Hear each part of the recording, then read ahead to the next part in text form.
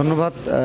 ইতিমধ্যে আমরা সকলে অবগত হয়েছি, আমাদের বাংলাদেশ স্বাধীন দেশ 1971 সালে স্বাধীন হয়েছে, বাট আমরা স্বাধীনতা অর্জন করতে পারি নাই। স্বাধীনতার পরক্ষণে 17 বছর আমরা জানি একটি স্বৈর শাসক আমাদের দেশ পরিচালনা করছে, বাকশাল একনায়কতন্ত্র দেশ হিসাবে চলছে।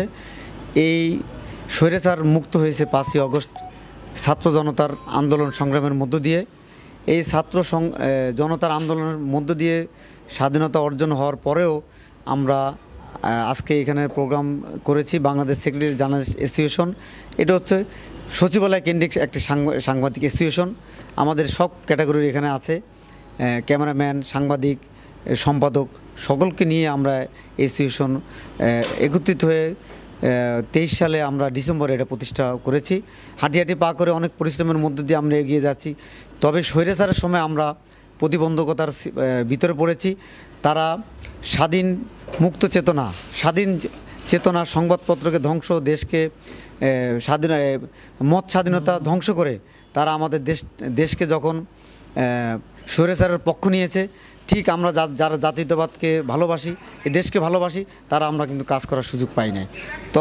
তখন আমরা অনুধাবন করলাম আমাদের জাতীয়তাবাদী চেতনা, এই দেশকে ভালোবাসি যারা, তাদের সাংবাদিক জগতের সকলে আমরা ঐক্যবদ্ধ হব।